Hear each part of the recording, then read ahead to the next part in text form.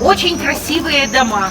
И вот владелец этих дома и большой этот земельный участок, огромный земельный участок, покупает в конце 19 века, в последние буквально вот тоже годы, представитель другой династии, династии Родзянок, Леонид Родзянко. Вот он имел, кстати, родовой герб. Вот родовой герб Родзянок и Леонид Родзянко со своей женой Александрой. Леонид Родзянко военный, выйдя в отставку, он занимается своим любимым делом – коневодством. Он имеет по всей Российской империи очень знаменитые конезаводы. Все киевляне считали за честь иметь лошадей с заводов Леонида Родзянко. Леонид Родзянко очень богат. Он покупает здесь, в самом начале улицы, большой подвальный, огромнейший земельный участок. И строит не один, не два. Он строит 4 доходных дома. 2 дома на первой линии. Вот этот красивейший дом построен архитектором Мартином Клугом. Рядышком такой же очень красивый дом архитектор Николай Яскевич. А если зайти вот в эту арочку внутрь туда, то можно увидеть еще 2 точно таких же дома. Правда, они не настолько красивы, как вот эти 2 фасадных дома. И вот помните, я вам говорила, что в доходных домах это бизнес. Как правило, владельцы не живут. А Леонид Родзянко не только живет, он строит сразу же отдельную квартиру с отдельным входом. И если вы проследите, вот куда ведет, видите мой лучик, да? Вот куда он ведет. И вот вниз. Вот эта квартира, вертикальная квартира Леонида Родзянко. Там можно увидеть вверху над аркой вензель ЛР Леонид Родзянко. Интерьер этой квартиры прекрасно сохранился. Сейчас в этой квартире, бывшей квартире Леонида Родзянко, находится театр Сузирья.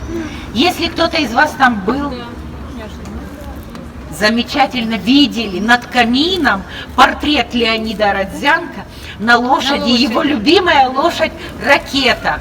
А эта лошадь выигрывала лондонское дерби. Это не просто так себе. Так вот, в своей квартире Леонид Родзянко, он здесь живет, он очень хлебосольный хозяин, он приглашает к себе в гости всех соседей, а его жена Александра открывает здесь литературно-музыкальный салон. Между прочим, в этом салоне одно из первых своих публичных выступлений имеет юная девушка, фундуклеевка Аня Горенко. Пройдет несколько лет, она выйдет замуж, станет женой поэта Николая Гумилева и возьмет псевдоним Ахматова и станет знаменитой поэтессой Анной Ахматовой. Ну а Леонид Родзянко в конце 1914 года в своем салоне устраивает для всех соседей новогодний прием. И для увеселения гостей приглашает ее, вот эту девушку, самую знаменитую киевскую гадалку Мотрю Варналий. Но, наверное, Мотря Варналий была в плохом настроении. Что-то не то стала говорить гостям. Ну, представляете, вот новогодний бал, шампанское рекой, музыка, какая гадалка. Махнули гости на нее рукой. А Леонид Родзянко нет. Он закрывается с Мотрей Варналий в кабинете и о чем-то 3 часа с ней беседует. И Мотря Варналий говорит Леониду Родзянко: если ты в течение полугода отсюда не уедешь, ты потеряешь все. Над Леонидом Родзянко потешались все соседи. Весь Киев, чудак-человек, он просто взял и исчез.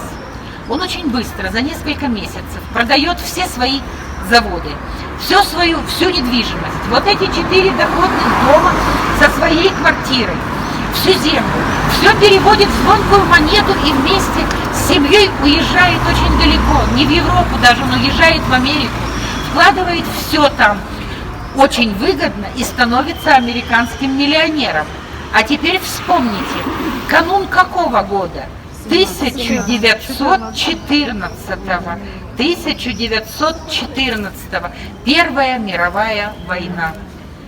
Перевороты, смены власти, совсем другая жизнь.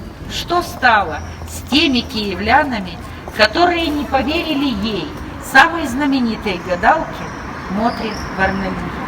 Ее душу мы тоже забираем в дом к призраку белой женщины.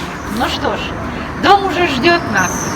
Мы идем к нему и можем пройти под балкончиком настоящего дома барона Штейнгеля и представить, как он со своей папиросой, наверное, табачной фабрики Когинов, помахивает нам ручкой. Идемте к дому.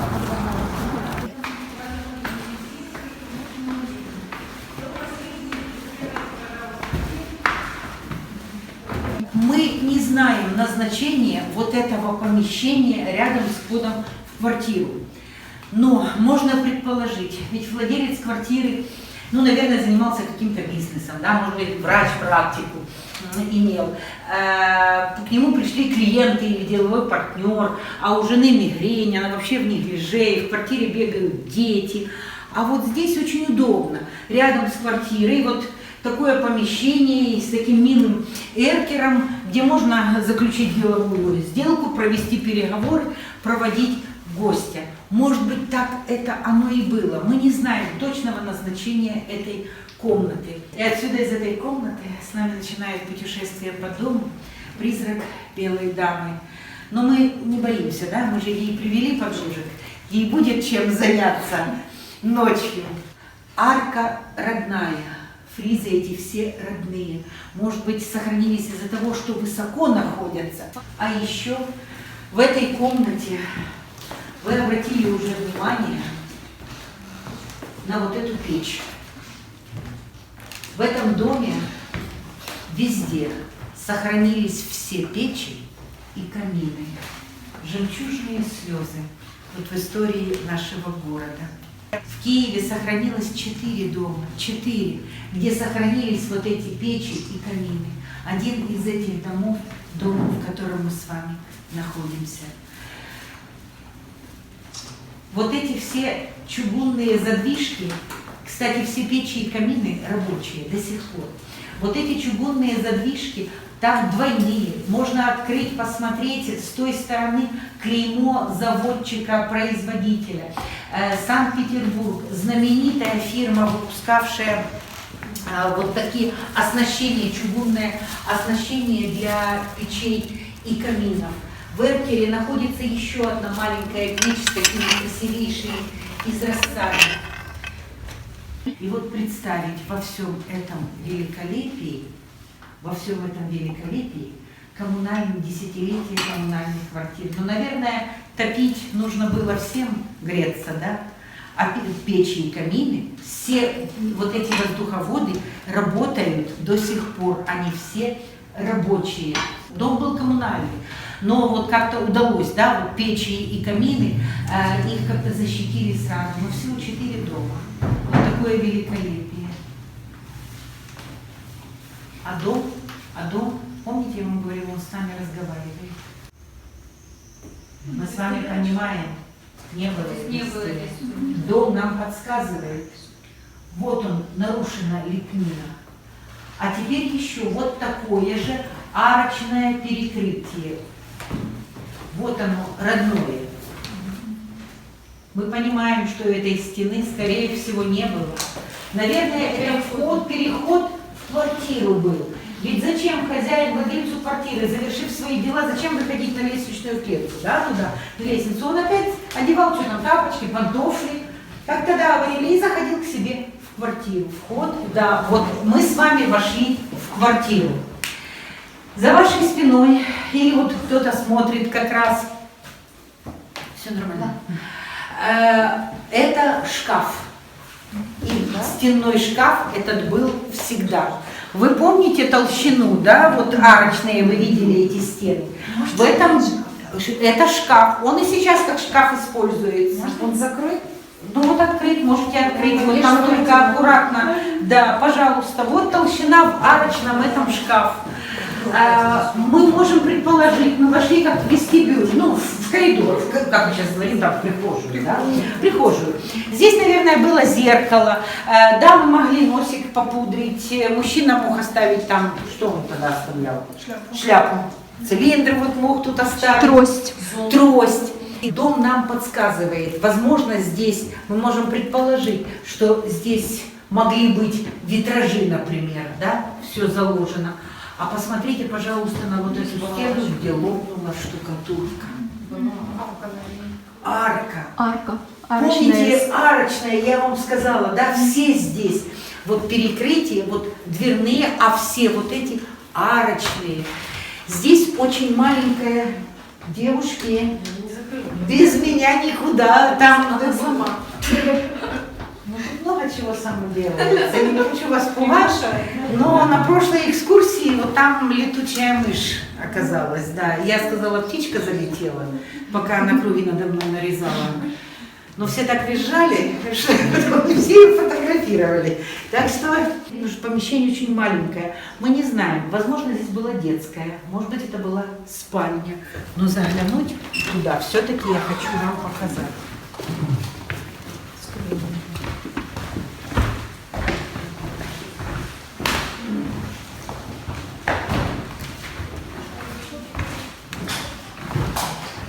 Вот вы можете так проходите, да, и потом также мы, да, гуськом будем выходить. Вы оглянулись, увидели. Дом показывает, что с ним сделали. Витражи остались. Нет, Это все новое, да, ну что вы. Вот. Видите, вы правильно, вот кто сюда, да, заходит, вот смотрите, вот это, скорее всего, был как вот балкон, соединяющий несколько помещений, вот где мы с вами сюда зашли. Вот, ну, вместо моего зеленого лучика сегодня отдуваться фонарик будет. Посмотрите, конечно, этот жуткий зеленый цвет, это современный, но вот этот вот фриз, посмотрите, как его стена разрезала, да? Мы с вами понимаем. Этой стены нет. И мы с вами попробуем попасть за эту стену. Правда, за эту ли? Внимательно вот смотрите подсказки дома. И потом проверим. То есть вот родная, вот эти, вы видите арочные перекрытия, и вы там увидели, что сделали с домом. Пусть здесь не слышно человеческих голосов, кроме наших. Но мы с вами в гостях в XIX веке. Нас ждет гостиная. Слышите уже рояль? Идемте.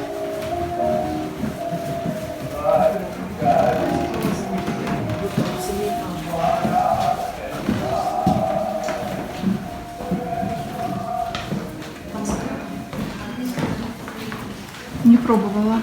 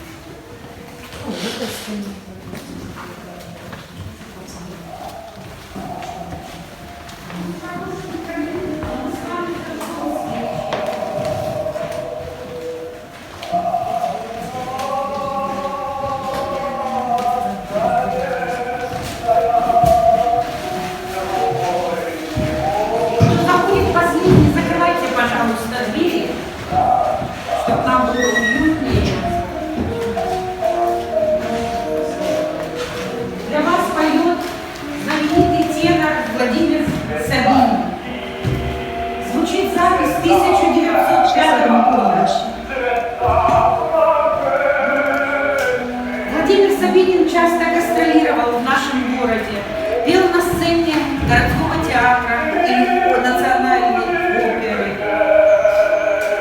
пел в частных особняках, так же, как сегодня он поет для вас.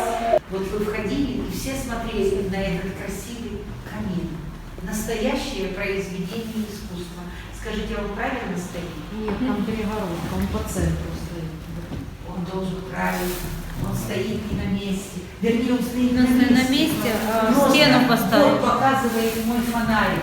Посмотрите, как разрезан потолок. И мы с вами понимаем, что этой стены не было здесь. И мы с вами в одном и том же... Ну, кстати, помните, я вам говорила, да, вот этот потолок и этот, мы в одном помещении. Но в каждом даже кусочке таком не разделен там стенами и дверьми, потолок разный, и можно любоваться этой лепниной. И вот эти лилии, символ стиля модерн, можно любоваться без конца. Фотографируйте в этой комнате все, что вам нравится. Задвижки в этой печи с этой стороны. Нижнее можно открыть. Архитектор этого здания. Нижню задвіжечку ми відкрили, а цю може ми просто не вміємо відкривати, а вона заварена. Ось. Красивые здания в нашем городе. Это призраков, мы дружим с ними. Вот, поэтому я свою подругу Белую Даму, я вообще никогда не видела, вот, но я всегда ее слышу. Я знаю, что она здесь живет, и иногда вот мы к ней сюда в гости заходим. Я, правда, ногами прихожу, а девчонки на балкон прилетают. Но я с ними договариваюсь. Сегодня они должны балкон освободить для вас. Вот. И мы сейчас будем с вами подниматься на 4-й этаж, минуя 3-й, где офисы владельца этого дома. Поднимаемся с вами на 4-й этаж. Над нами башня. Вот та самая, с вот этой крышей и колпачком. И в этой башне тот самый ведьмовской балкончик.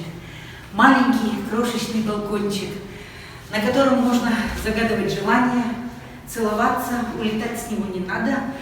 За этим строго следят зеленоглазые мои ведьмы, подружки. Еще Михаил Афанасьевич Булгаков.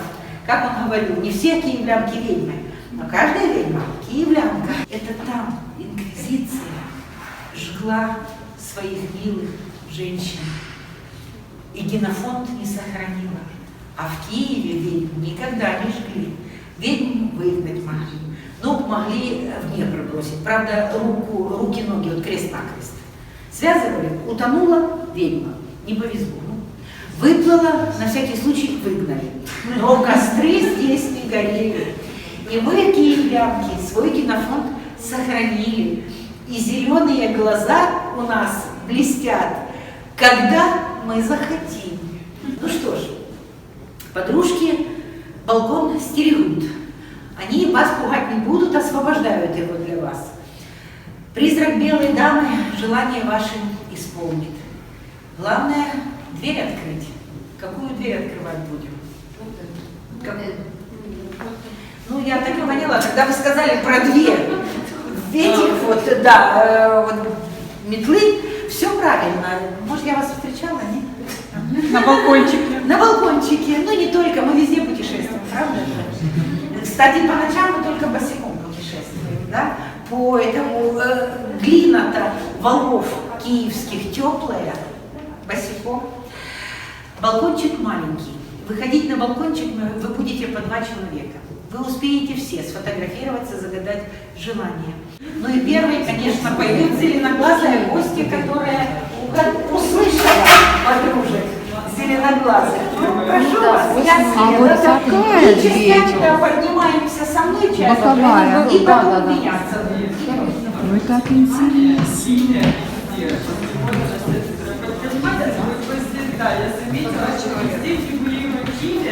А туда все пошли в узком. А як там зупиняється и потом 2 человека или как? Да. Друзья, мы находимся сейчас на последней локации вот этого замка барона. Мы находимся в этом круглом помещении балкона, вернее, это даже башенка. А вот дверь на балкон. Смотрите, это действительно уже ночь в Киеве. Я выхожу на балкон. Смотрите, мы стоим на балконе. Правда, очень темно, потому что уже сейчас очень поздно, но я надеюсь, что видно. И прямо над этим балконом и находится самый последний шпиль. Ну, не могу показать, потому что уже очень темно. И по преданию на этом балконе, как говорила наша экскурсовод, слетаются все киевские ведьмочки. А еще, может быть, здесь выходит призрак Белой Дамы, которая живет в этом замке. И еще нам гид сказала, что на этом балконе сбываются все желания. Это очень-очень необыкновенный, это очень заветный балкончик. Поэтому я сейчас загадываю свое желание. И вы можете это сделать.